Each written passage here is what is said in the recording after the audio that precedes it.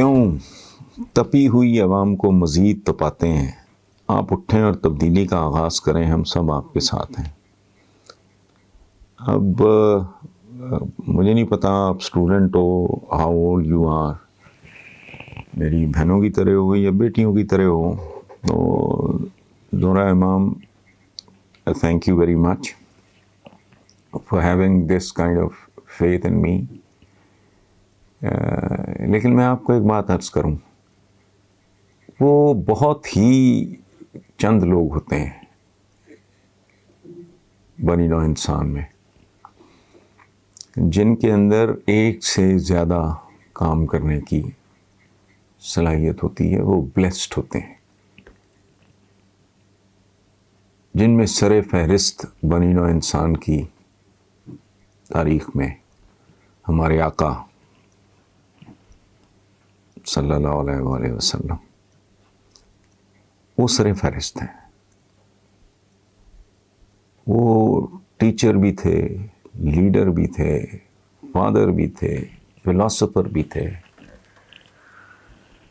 جنگجو بھی تھے، بہترین باپ بھی تھے، بہترین شوہر بھی تھے، بہترین دوست بھی تھے، اور یو جسٹ نیم اٹ۔ اس کے بعد اگر ہم دیکھیں تاریخ میں تو بہت بعد چند نام ہیں جن کو اللہ نے وزڈم بھی دی تھی، ہمت بھی دی تھی، حوصلہ بھی دیا تھا، مزاج بھی دیا تھا، ٹیمپرمنٹ دیا تھا۔ عربک زبان کا ایک محاورہ ہے کہ انسان کی افتاد طبع، یعنی اس کا ٹیمپرمنٹ ہی اس کی تقدیر ہوتا ہے۔ تو میرے پہ اللہ کا بڑا احسان ہے، کرم ہے، لیکن میں ان لوگوں میں سے ہوں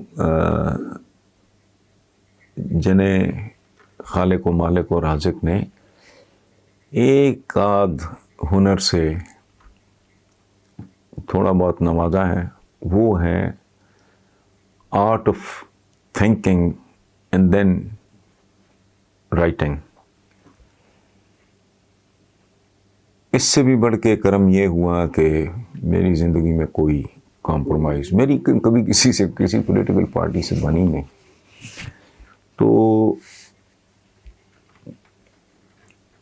بیٹا یا بہن، میں اب آپ کو کیا کہوں، کاش میرے اندر یہ صلاحیت ہوتی، یہ ہمت ہوتی۔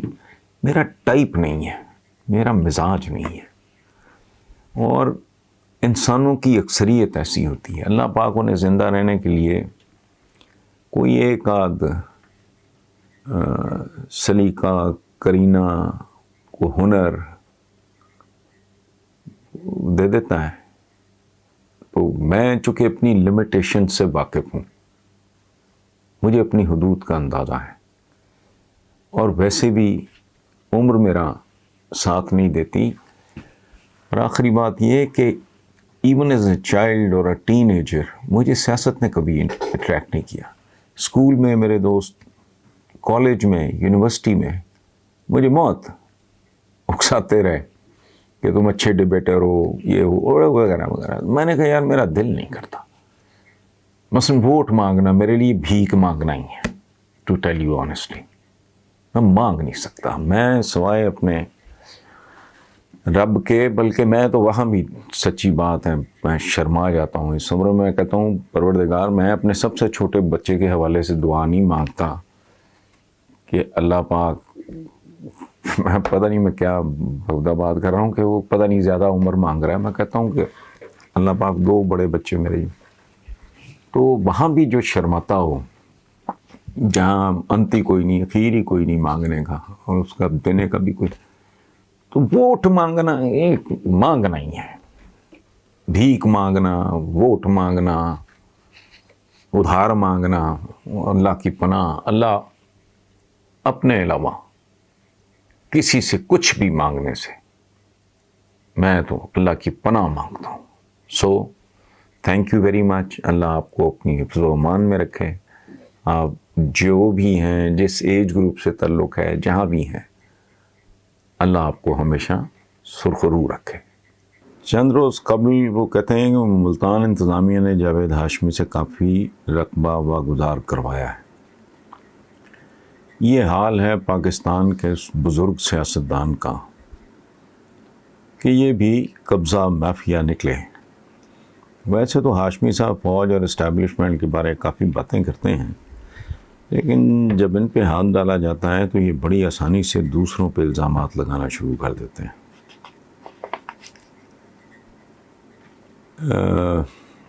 اوپر سے نواز شریف، مریم نواز بھی اس واگزاری کو ظلم قرار دے رہی ہیں.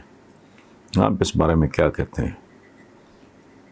ناجائز قبضے چھڑوانا ظلم ہے، اور اگر یہ ظلم ہے تو میں کہتا ہوں عمران خان اور ان کی انتظامیہ یہ ظلم سب پہ جاری رکھے.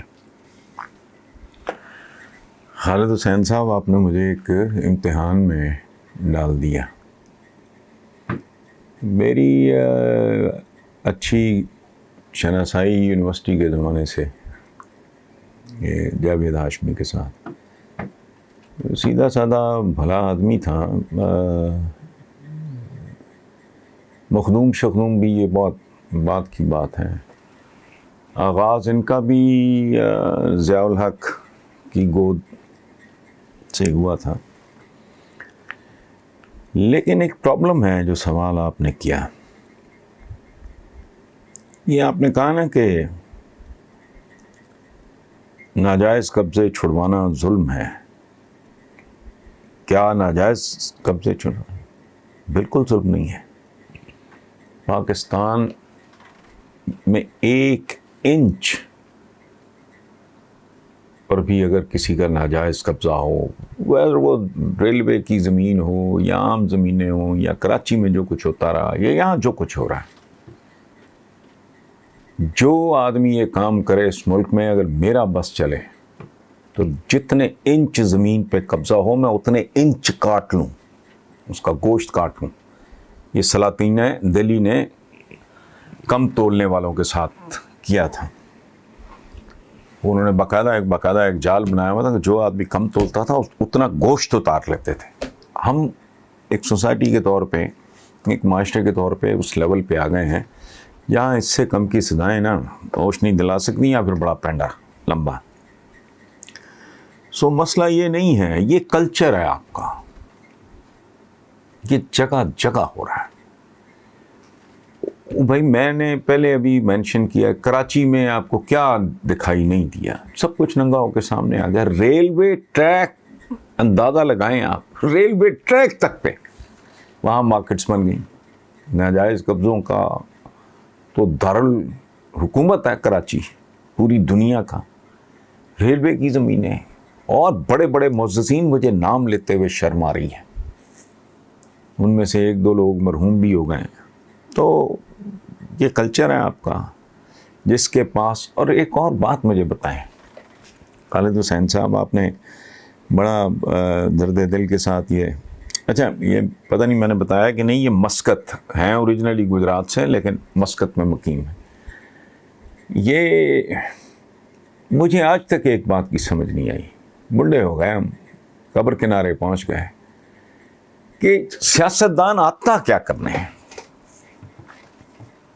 اس گندے کاروبار میں. 99% سوائے گندے لوگوں کے کوئی آئے گا کیوں؟ مجھے بتائیں. مجھے پاکستان کی کوئی پولیٹیکل پارٹی، مجھے گارنٹی ہوگا میں جیت جاؤں، مجھے ٹکٹ بھی آ کے گھر دے دیں، اور میں پاگل ہوں، میں اتنا پیسہ لگا کے در در جا کے ووٹ مانگوں؟ پھر کیا کروں میں؟ اسمبلی جاؤں پھر کیا کروں میں؟ وہ جو ان کا بہت ہی معمولی قسم کا پیکیج ہوتا ہے، یہ ملک مزہ کا خیز ہے. یہاں چیف سیکرٹری کی یا صوبے کے آئی جی کی یا کبھی تنخواہ دیکھیں تو بندہ کہتا ہے یار یہ کیا مذاق. ریئلسٹک کچھ بھی نہیں ہے، سب فیک ہے، فراڈ ہے، شیلو ہے. پھر میں وہاں پہنچ جاؤں سارا کچھ اپنا چھوڑ چھاڑ کے، اسمبلیوں کی سیشن میں بیٹھ کے تو میں یون کیا کروں، اباسیاں لیا کروں، اور پھر کروں کیا؟ قانون سازی کروں؟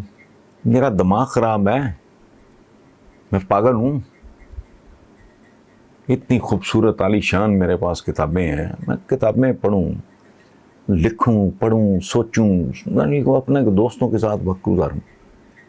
اچھا، یہ کروڑوں روپیہ خرچ کرتے ہیں، ذلیل ہوتے ہیں ٹکٹوں کے لیے. میں جلام والا، یہ یعنی گجراں والا میں نے دیکھا جس بری طرح جاوید ہاشمی کو دھتکارا جا رہا تھا.